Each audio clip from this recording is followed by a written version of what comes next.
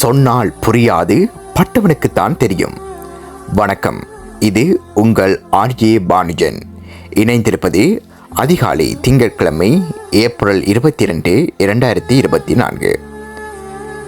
ஏழைகள் அதிகம் உள்ள ஒரு ஊரில் ஒரு செல்வந்தர் தொழிற்சாலை ஒன்றை உருவாக்கினார். அதன் அடிப்படையில் சிலருக்கு வேலை வாய்ப்பு கொடுத்து நிர்வாகம் செய்து வந்தார். ஆனால் அவருக்குள் ஆணவம் குடிகொண்டிருந்தது.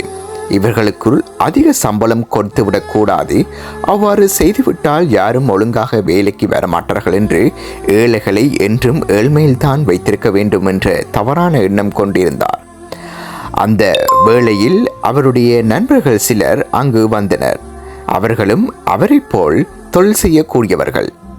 இவர் எவ்வாறு நிர்வாகம் செய்கிறார் என்பதை கண்டறிய விரும்பின அந்த நேரத்தில் இவர் நடந்து கொள்வதை பார்த்து அவர்கள், அது என்ன செயல், இது செய்வது தவறாக தெரிகிறது, அவர்கள் ஏழை என்பதற்காக சம்பளத்தில் சில வருடங்களாக உயர்த்தாமலும் சில அடிப்படை வசதிகளை கூட செய்து கொடுக்காமலும் வைத்திருக்கின்றனர்.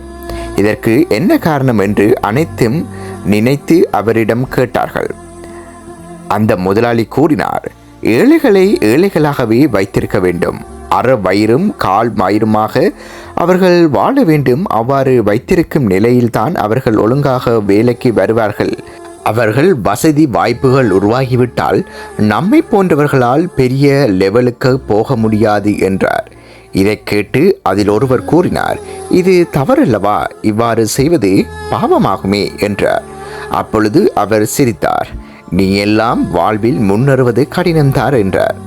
அப்பொழுது மனசாட்சி உள்ள முதலாளி கூறினார், அவர்களும் வாழ்ந்து நாமும் வாழ வேண்டும். ஊழியர்கள் நலமுடன் வாழ்ந்தால் நல்ல முறையில் வேலை செய்வார்கள். உன்னை போல் எண்ணம் கொண்டு வாழ்ந்தால் நம்முடைய மனசாட்சியே ஒரு நாள் பழி தீர்த்துவிடும் என்றார். இதை கேட்டு அந்த தவறான நபர் இவர் கூறியதை ஏற்கவில்லை. நான் சொல்வது தான் எல்லாம் என்று நினைத்து ஊழியர் மீது பல அட்டூழியங்களை அவிழ்த்து விட்டார். ஒரு நாள் மிகப்பெரிய செல்வந்தரும் ஆகிவிட்டார். அந்த வேளையில் அவருடைய மகனுக்கு வெளிநாட்டில் பல கோடி ரூபாய்க்கு சம்பாதிக்கும் வகையில் ஒரு மிகப்பெரிய கம்பெனியில் வாய்ப்பு கிடைத்தது. அதை கவனித்து அவருடைய தந்தை, மகனே, நீ இந்த கம்பெனிக்கு சென்று அங்கு நடப்பது எல்லாம் தெரிந்து கொண்டு வா, மென்மேலும் நாம் செல்வந்தர்கள் ஆகிவிடலாம் என்று பேராசை கொண்டு தனது மகனை வெளிநாட்டுக்கு அனுப்பி வைத்தார். அவருடைய மகனும் அவர் பேச்சை கேட்டு வெளிநாட்டுக்கு சென்றார். அந்த நபர் அங்கே சென்றதும் சில திருடர்கள் அவர் கையில் வைத்திருந்த பாஸ்போர்ட் மற்றும் அவருடைய உடைமைகளை திருடிச் சென்று விட்டவர். அந்த நபரை அழைத்து செல்ல வந்தவரும் வரவில்லை. இவருக்கு என்ன செய்வதென்று தெரியவில்லை. இவர் வேறு வழியில்லாமல் மற்றவர்களின் உதவியை நாடினார். சிலரிடத்தில் வேலை கேட்டார். யாரும் வேலை வழங்கவில்லை. காரணம், அவரிடத்தில் பாஸ்போர்ட் இல்லை. வயிறு பசிக்கிறது, என்ன செய்வது என்று தெரியவில்லை.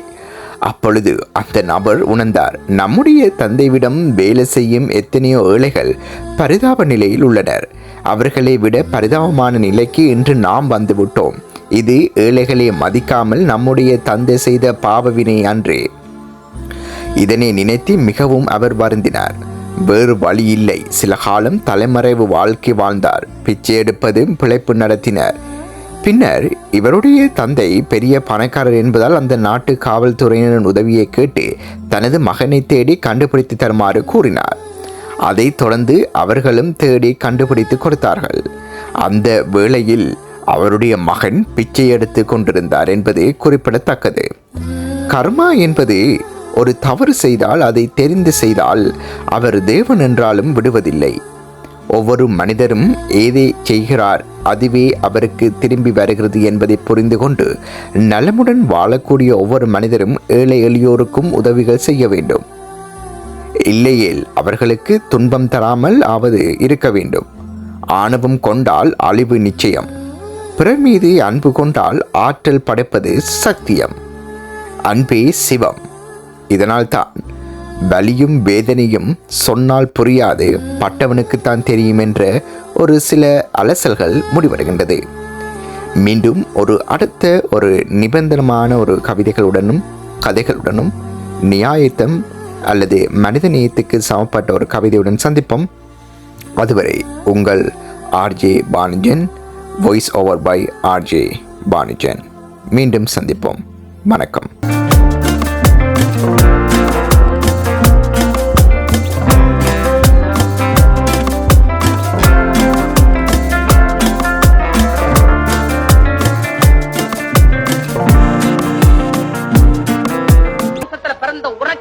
பணத்தோட பணம் சேர்க்கணுங்கிற வெறி இருக்கும் போது பசியினாலும் பட்டினியினாலும் தினசரி செத்துக்கிட்டு இருக்கிற ஒரு ஏழைக்கு பணத்து மேல ஆசை வர்றதுல என்னையா தப்பு?